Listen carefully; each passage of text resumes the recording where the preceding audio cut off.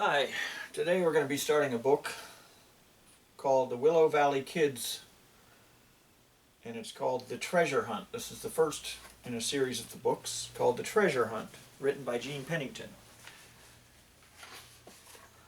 And we'll read a couple chapters today. The first chapter is called Part 1, The Beginning. November 1777. It was a dark and stormy night. Cold mist swirled through the valley, where a small regiment of British troops camped among the trees.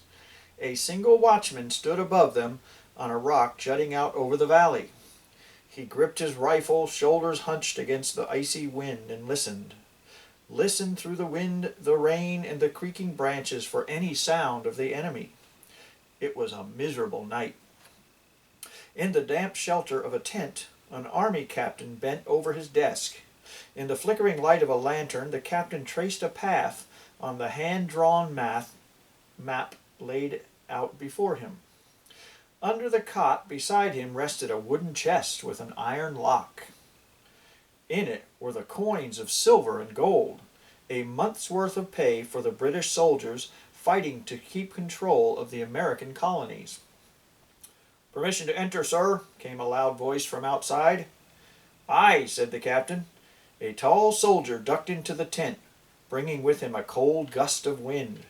His cape dripped dark puddles onto the plank floor, and his boots glistened with mud. He stood at attention. "At ease, soldier," the captain said, turning to face him. "What news do you bring? Good news, I hope." "Colonist approaching from the north, sir," the young man told him. He handed the captain the packet he carried. "A message from Colonel Shelby. He requires an immediate reply, sir." The captain opened the packet and unfolded the parchment paper that was inside. The rain beat down on the tent with fresh fury as he read the message. His face was grim.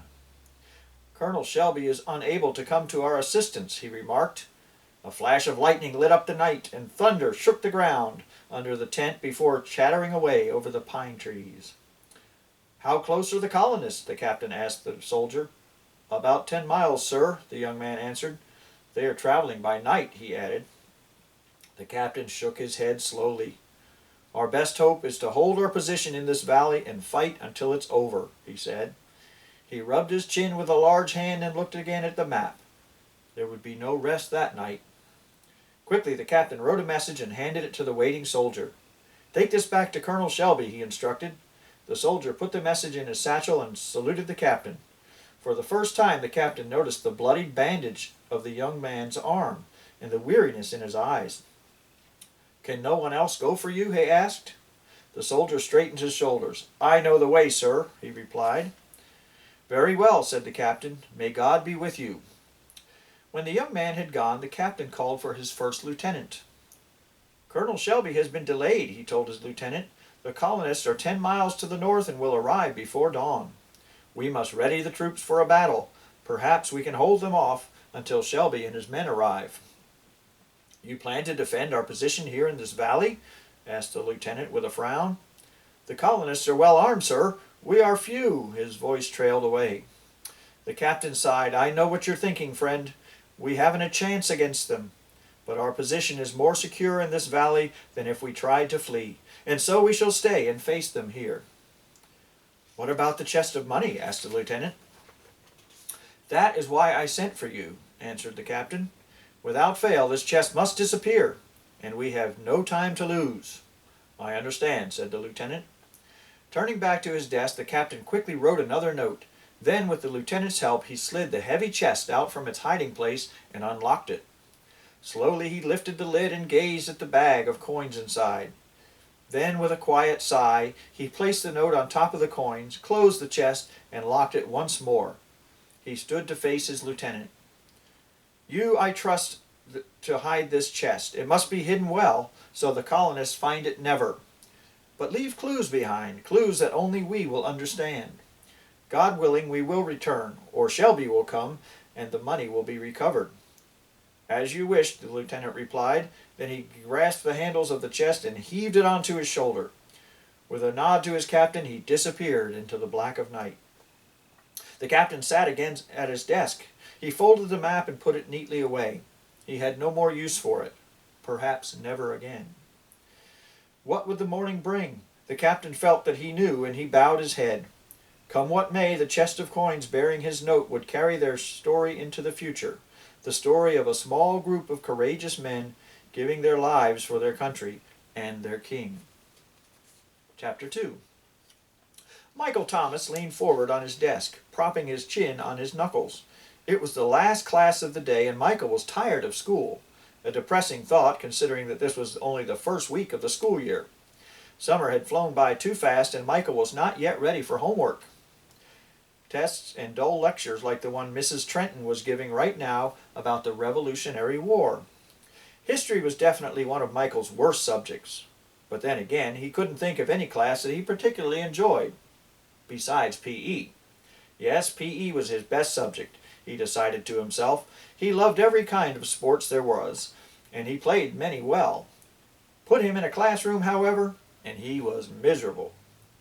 Mrs. Trenton's voice droned on in the back of Michael's mind, and the board behind her seemed to waver and slip toward the floor. Michael realized with a start that he was falling asleep. Shifting in his seat, he tried to stretch his legs without hitting the feet of the person in front of him. He was unsuccessful. Emily Johnson turned around and glared at him. "Keep your big feet to yourself," she whispered, flinging a thick honey-colored braid over her shoulder. It seemed that everyone was in a bad mood. Squinting his eyes at the board, Michael made a brave effort to listen to what Mrs. Trenton was saying. During the Revolutionary War, many battles were fought between the British and the colonists, she was telling them. One small battle in particular was fought just down the road from here in our own Willow Valley. Michael perked up. This sounded interesting. Of course, continued Mrs. Trenton, our town didn't exist then, but records show that a small regiment of British soldiers was transporting a chest of gold to the front lines when colonists attacked. The British were badly outnumbered, and none survived the battle. Mrs. Trenton paused, letting her students absorb this new information. Then she leaned forward with a mysterious smile. As far as historians can tell, she said, no one has yet discovered what happened to the chest filled with gold. The sleepy classroom now buzzed with excited energy. 2 rows over, Heidi Bellows raised her hand. Has anyone looked for the treasure? She asked shyly. Many have looked, but there are no reports that it was ever found, replied Mrs. Trenton. It's possible that the British smuggled the money out of the valley before the colonists attacked. However, most historians believe the British buried the chest somewhere in Willow Valley, hoping to come back and recover it later. In front of Michael, Emily bent low over her desk, writing frantically in her notebook. Michael sighed. No doubt Emily would turn this into yet another of her drama-filled stories. However, the idea of a local stash of gold intrigued Michael as well. His house backed right up to the edge of Willow Valley, where the battle supposedly took place. Could there really be treasure hidden there? Terence Connor, the smartest boy in school, had a question. If the gold were located, he said slowly, to whom would it belong? Terence always spoke with perfect grammar. That's a very good question, Terence, Mrs. Trenton said, pleased that for once her students were showing genuine interest in one of her lectures. I believe that in our state, treasure that is discovered belongs to the person who owns the property on which it is found. Michael glanced over to see how Heidi was taking this news. Her father was president of the local bank, and Willow Valley belonged to him. Heidi ducked her head, but Michael saw her cheeks were turning pink. She and Emily exchanged a glance full of promises. They were best friends. Mrs. Trenton had one final thing to say before the class ended. If any of you choose to do further research and write a report about the Battle of Willow Valley, I will give extra credit. Terence snatched up his fancy pen and wrote the note on his leather-bound planner. Michael sighed. I'm the one who really needs the extra points, he thought. The last bell of the day rang and noise erupted in the classroom and hall. Michael made a beeline for the door. Emily and Heidi were close behind, talking excitedly to each other about the treasure. Terence stayed behind to talk to Mrs. Trenton. Was he really planning to write an extra credit report? After a short bike ride down the hill and around a long curve, Michael passed the red brick church that was as familiar to him as his own house. Green pitched roofs arched above stained glass windows, and a tall bell tower in one corner seemed to anchor the entire building to the ground. Out behind the church, shaded by huge oaks, a small cemetery dozed inside a black wrought iron fence, silently waiting for the resurrection. Willow Valley Bible Church was one of the oldest buildings around. For all its significance, Michael barely gave it a glance as he pedaled by, staring into the driveway beyond the church that led to his matching brick house. He tossed his backpack inside the door and took the steps, 2 at a time. Quickly he changed into jeans and scrounged through the messy drawers of his old wooden desk until he found a small notebook and pencil. Whistling for Bobo, his golden retriever, he headed back downstairs. "Do you have homework to do?" his mother called from the kitchen. "I'm working on it now," he answered as the screen door slammed behind him.